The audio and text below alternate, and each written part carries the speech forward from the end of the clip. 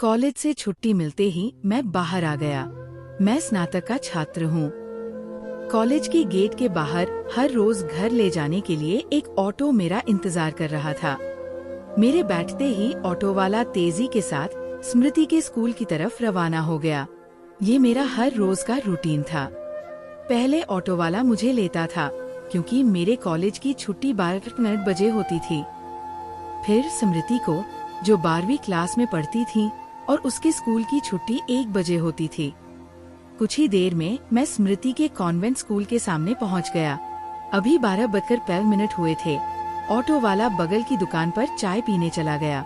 मैंने अपने बैग में से 2 किताबें निकाल ली। ये किताबें वही थी जिसे लोग छिप छिप कर पढ़ा करते हैं।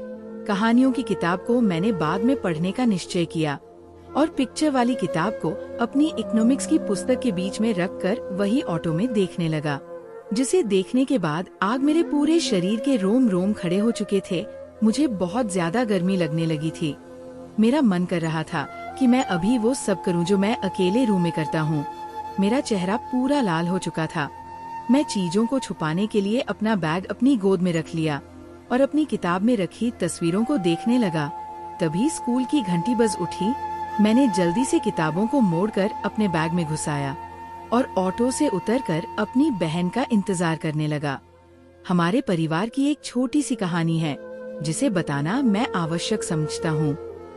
वर्ष 2002 में एक सड़क दुर्घटना में 41 लोगों की जान चली गई थी, जिसमें हम दोनों अनाथ हो गए थे। हम दोनों के माँ बाप उस दुर्घटना में चल बसे थे।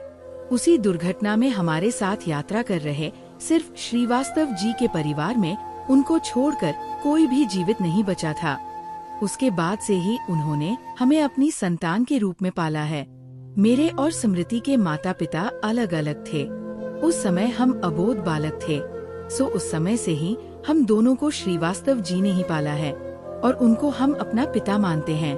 बाद में उसी दुर्घटना में मारे गए एक अन्य परिवार की नवविवाहित महिला, जो कि विधवा हो गई थी, उनसे श्रीवास्तव जी ने विवाह कर लिया था। अब इस तरह हमारा एक परिवार बन गया था। दुर्घटना से बने भय के कारण हमारे वर्तमान अभिभावक हमें बाइक या स्कूटर आदि भी नहीं दिलवाते। ठीक 1 बजे मुझे मेरी प्यारी गुड़िया सी बहन ऑटो की तरफ बढ़ती हुई दिख गई। सच में कितनी खूबसूरत थी मेरी बहन। उसको देखकर किसी भी मर्द के रीढ़ की हड्डी में जरूर एक सिहरन उठ जाती होंगी। मेरी बहन इतनी खूबसूरत और सेक्सी है कि मैं उसके प्यार में पूरी तरह से डूब गया हूँ। वो भी मुझसे उतना ही प्यार करती है। बाहर की दुनिया के लिए हम भले ही भाई बहन हैं, मगर घर में अपने कमरे के अंदर हम दोनों भाई बहन एक दूसरे के लिए पति पत्नी से भी बढ़कर है। आपको ये सुनकर शायद आश्चर्य लगे, मगर यही सच है। मेरी बहन इस वक्त 19 साल की है और मैं 21 साल का। हम दोनों अपने मम्मी पापा के साथ शहर से थोड़ी दूर उपनगरीय क्षेत्र में रहते हैं। मेरे पापा अभी 42 साल के और मम्मी 33 साल की है। हमारा एक मध्यम वर्गीय परिवार है। मेरी माँ बहुत ही खूबसूरत महिला है और पापा भी एक खूबसूरत व्यक्तित्व के मालिक हैं। पापा एक प्राइवेट बैंक में उच्च पद पर हैं और मम्मी सरकारी नौकरी में हैं। इस नए शहर में आकर पापा ने जानबूझकर शहर से बाहर शांति भरे माहौल में एक बंगला खरीदा था। हमको स्कूल ले जाने और ले आने के लिए उन्होंने एक ऑटो कर दिया था। घर की ऊपरी मंजिल पर एक कमरे में मम्मी और पापा रहते थे और दूसरे कमरे में हम दोनों भाई बहन। हमारे घर से स्कूल तक ऑटो करीब 25 मिनट में आ पाता था। ऑटो के पास आते ही बहन ने पूछा, और भाई कैसे हो? बहुत ज्यादा देर इंतजार तो नहीं करना पड़ा? मैंने कहा नहीं यार, ऐसा नहीं है, और उसको देखते हुए मुस्कुराया। मैंने देखा कि उसके गाल गुलाबी हो गए थे और चेहरे पर शर्म की लाली और आँखों में मोहब्बत के डोरे तैर रहे थे। मैं सोचने लगा कि मेरी प्यारी बहन के गाल गुलाबी और आँखें प्यार से भरी क्यों लग रही हैं? क्या स्मृति स्कूल में मदहोश हो गई थी? एक क्षण में ही स्मृति ऑटो में बैठ गई थी, पर मेरे बगल में शैतानी भरी मुस्कुराहट के साथ बैठ गई। मैं जानता था कि यह उसका मुझे सताने के अनेक तरीकों में से एक तरीका है। जब वो मेरे बगल में बैठी तो उसके महकती सुगंध मेरे नाक को भर दिया और मैंने एक गहरी सांस लेकर उस सुगंध को अपने अंदर और ज्यादा भरने की कोशिश की। मेरी बहन इस समय मुझे समझ सकती थी। उसने मुस्कुराते हुए पूछा, क्यों भाई, तुम्हारा चेहरा इस तरह से लाल क्यों हो रहा है? और तुम्हारी आंखें भी लाल हो रही हैं, क्या बात है?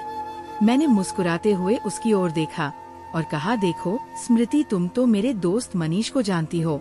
उसने मुझे 2 किताबें दी है। तुम्हारा इंतजार करते हुए मैंने उन्हें देख रहा था, और फिर तुम जब ऑटो में बैठ रही थी तब तुमने मुझे अपना सब कुछ दिखा दिया था। अब जबकि तुम मेरे बगल में बैठी हो, तुम्हारे बदन से निकलने वाली खुशबू मुझे पागल कर रही है। मेरी बहन हंसने लगी। ऑटो वाले ने ऑटो को आगे बढ़ा दिया था और हम दोनों भाई बहन धीमे स्वर में फुसफुसाते हुए आपस में बात कर रहे थे ताकि हमारी आवाज उस तक नहीं पहुँचे। मेरी बहन मेरे दाहिने तरफ बैठी थी और अपनी दाहिने हाथ से उसने अपनी किताबों को अपनी छाती से चिपकाया हुआ था। पथरीले रास्ते पर चलने के कारण ऑटो बहुत हिल रहा था और इसलिए अपना संतुलन बनाने के लिए स्मृति ने अपने बाएं हाथ को ऊपर उठाकर ऑटो का हुड पकड़ लिया। उसने मुझे अपने आँखों के कोनों से देखा और सीट की पुष्ट से अपनी पीठ को टिकाकर आराम से बैठ गई। उसने अभी भी अपने बाएं हाथ से हुड को पकड़ रखा था और अपनी किताबों को अपनी सीने से चिपकाए हुए थी।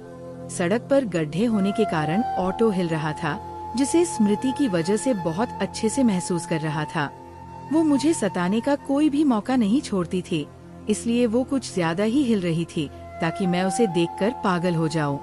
फिर जैसे ही ऑटो एक मोड़ से मुड़ा, मैंने ऐसा नाटक किया कि जैसे मैं लुढ़क रहा हूँ, और लुढ़कते ही मैंने अपने हाथी को सीधे उसके सीने पर टीका दिए, जिससे उसके दोनों मेरे हाथ में आ गए और मैंने उन्हें जोर से दबा दिया।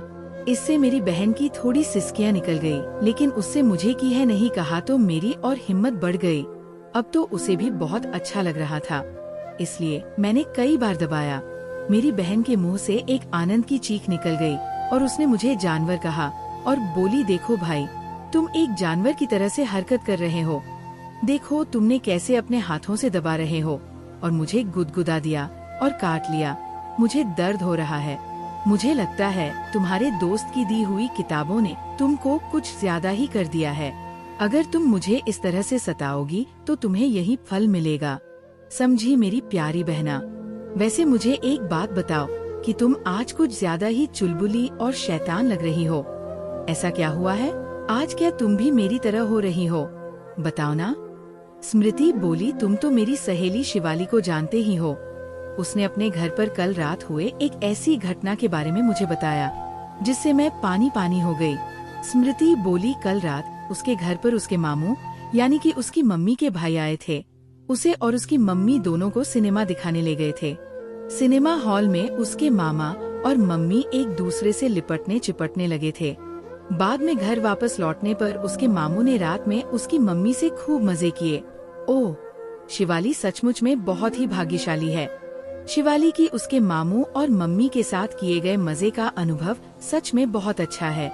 बहना, मैं भी सोचता हूँ कि काश मैं तुम्हें और मम्मी से एक साथ मजे कर पाता। हाँ भैया, क्यों नहीं, मैं भी बस छुट्टी का ही इंतजार कर रही थी कि कब छुट्टी हो, कब मैं अपने भैया का चेहरा देख पाऊँ। अब तो मुझे भी जल्दी घर पहुँचना है, फिर भैया मेरे और आपके बीच कोई नहीं होगा और आज हम दोनों बहुत ज्यादा मजे करेंगे। अभी हम घर से लगभग 100 मीटर की दूरी पर थे, तभी एक जोर की आवाज ने हमारा ध्यान भंग कर दिया। ऑटो रुक गया था और इसका एक टायर पंक्चर हो गया था। आसपास में कोई रिपेयर करने वाली दुकान भी नहीं थी और घर की दूरी भी अब ज्यादा नहीं थी। इसलिए हमने फैसला किया कि हम पैदल ही घर की जाते हैं। हम दोनों नीचे उतरकर पैदल घर की ओर चल दिए। कुछ दूर तक चलने के बाद मेरी बहन ने मुस्कुराते हुए मुझसे कहा, भाई तुम मेरे पीछे पीछे चलो, मेरे साथ नहीं। मेरी समझ में नहीं आया कि मेरी प्यारी बहन मुझे साथ चलने से क्यों मना कर रही है। मैंने आश्चर्य से पूछा, तुम्हारे पीछे क्यों? मेरी बहन ने अपनी आँखों को नचाते हुए मुस्कुराकर कहा, भाई ऐसा करने में तुम्हारा ही फायदा है। अगर तुम चाहो तो इसे आजमा कर देख सकते हो। बल्कि मैं कहती हूँ तुम्हें एक अनोखा मजा मिलेगा। मुझे अपनी बहन पर पूरा भरोसा था। वो एक बहुत ही दृढ़ निश्चय और पक्के विश्वास वाली लड़की थी और हर चीज को मापतौल कर बोलती थी। अगर उसने मुझसे पीछे चलने के लिए कहा था तो जरूर इसमें भी हमेशा की तरह कोई अनोखा आनंद छुपा होगा।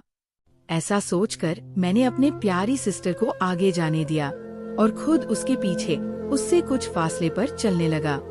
सारी सड़क एकदम सुनसान थी और एकाध कुत्ते के अलावा कुछ भी नजर नहीं आ रहा था। शहर के इस भाग में मकान भी इक्का दुक्का ही बने हुए थे और एक साथ ना होकर इधर उधर फैले हुए थे।